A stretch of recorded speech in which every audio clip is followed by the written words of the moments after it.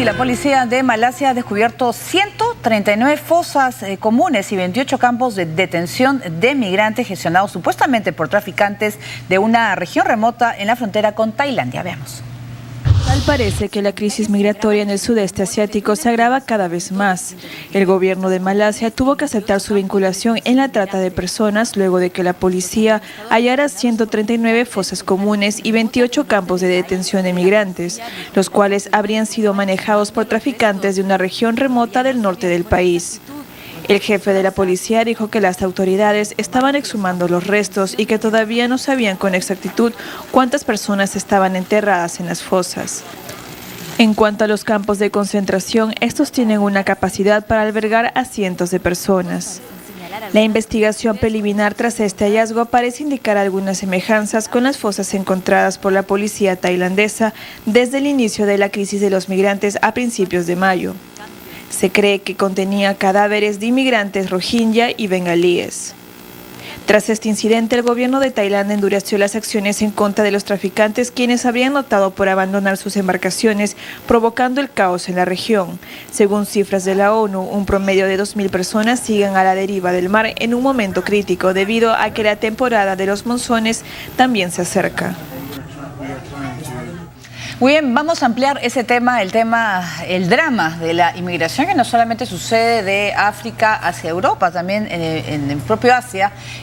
Hay personas pues, que buscan un futuro mejor, pero muchas veces realmente viven una verdadera pesadilla. Vamos a hablar con el doctor José Iván Dávalos, el jefe de la misión de la Organización Mundial de la Migración, que vive en Lima, que está en la sede de Lima desde hace 3 años, y quisiéramos darle la bienvenida al programa para poder hablar de este tema que realmente preocupa, ¿no? Las imágenes del tráfico humano que se ha puesto en descubierto, los traficantes que dejaron estas naves con personas, sobre todo muchos niños a bordo, para que murieran, porque nadie se quería hacer cargo. Y ha preocupado, ¿no?, esta situación, y yo se lo comenté antes, es qué terrible debe haber sido la vida de estas personas para que se arriesguen a hacer una travesía como aquella. ¿Cómo está? Buenas tardes. Muchísimas gracias, muy buenas noches, Paola. Realmente la situación es muy compleja, y muy compleja en esta zona, como, y seguramente vamos a tocar el tema, como en el Mediterráneo, ¿no? La vida en estas comunidades o en estos países es realmente muy dura, hay una pobreza extrema pero dramática.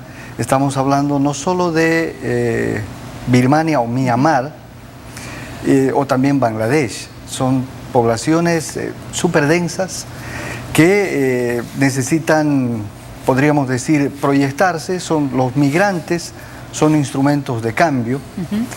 Y pues siempre hay digamos, una fuerza que los impulsa a salir, y para esa fuerza están pues lamentablemente los traficantes de personas que juegan con los deseos y con las expectativas de la gente y hacen mucho dinero.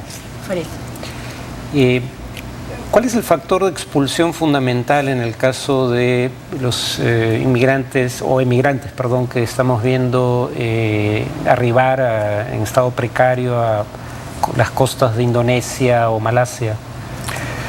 Yo creo que la mayor, digamos, la mayor causa tiene que ser el estado de pobreza en el que existen, y no hay que dudar además el estado de exclusión social de millones de personas, ¿no?, que no pueden acceder a trabajos dignos.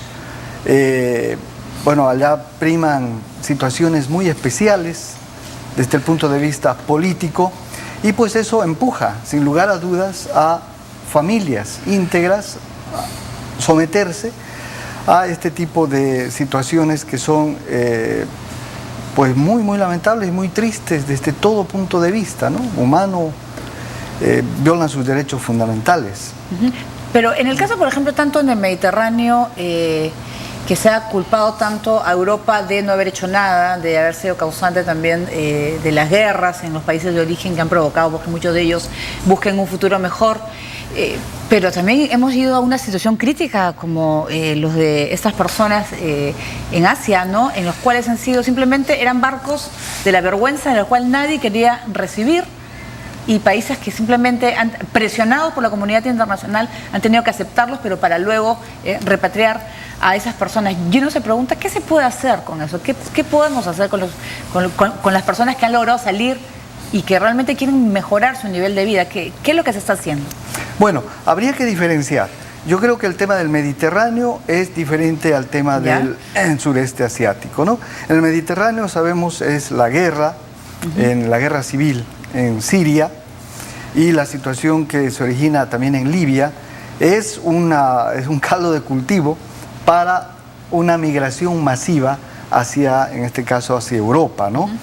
En este sentido, ya ha habido un llamamiento de precisamente 4 instancias que trabajan sobre este tema de la migración: la OIM a nivel mundial, el ACNUR a nivel mundial, obviamente, la Oficina de los Derechos Humanos de Naciones Unidas, el Alto Comisionado, y también el Alto Comisionado de las Naciones Unidas para, el representante del Secretario General para Migraciones, que hacen un llamado muy especial a Europa para que primero acoja a esos migrantes, es decir, tienen que darles condiciones dignas para poderlos después referir, para poderlos después introducir a mercados que ellos necesitan. Es decir, aquí hay un tema de una estigmatización muy dura hacia la migración. Todo migrante está visto como un extranjero. Hay también un prejuicio racista muy adentrado que hace que los europeos se nieguen a admitir o a aceptar a esta gente que no viene gratuitamente. En el sudeste asiático también vemos que ni siquiera les querían ni dar, al igual que muchas naves italianas, por ejemplo, que no querían socorrer a las naves que salían de África, no querían, que me parece algo inhumano, poder darle ni alimento ni comida pues a naves repletas de niños, ¿no? O sea, realmente, ¿qué se puede hacer con esa gente? Porque la pobreza es un factor, la guerra, pero ¿cómo ayudarlos para mejorar en una situación? Porque al final, ¿qué haces con ellos? Claro, exactamente. Hay que trabajar en los países de origen, hay que trabajar en los países de tránsito y hay que trabajar en los países de destino. Es un trabajo conjunto. Es un trabajo conjunto y precisamente organismos como la OIM abogan, hacen llamados y de alguna forma también están muy involucrados en el tema de la asistencia humanitaria. Muy bien, Felipe. En el caso específicamente de Birmania o Myanmar, ¿cuál es la posición de Naciones Unidas y de su organización sobre el trato a la minoría musulmana que se da en ese país? Bueno, el tema de la violación a los derechos humanos tiene que ser condenable en todas partes, ¿no? Yo hablaría en el sentido de la Organización Internacional para las Migraciones, cuyo principio es que la migración de forma ordenada y en condiciones dignas beneficia a los migrantes y a los gobiernos o pueblos. Obviamente, nuestra postura tiene que ser en favor de los derechos humanos, pero nosotros entramos a trabajar de forma operativa con gobiernos, con sociedades, cuando hay este tipo de fenómenos migratorios. Sí, y sobre el tema de ahora lo que se ha conocido en el sudeste asiático del tráfico de personas, se ha podido ahora conocer más rutas que se están llevando a cabo, gente pues que realmente arriesga su vida. Por ejemplo, en el caso del sudeste asiático, no sé exactamente cuánto están pagando en las naves para poder, familias pobres que tienen que hacer un gran esfuerzo, conseguir dinero, yo no sé cómo, para poder hacer ese viaje y encima están arriesgando sus vidas. Pero hablemos de ese tráfico de personas, esas mafias que están detrás de todo este drama.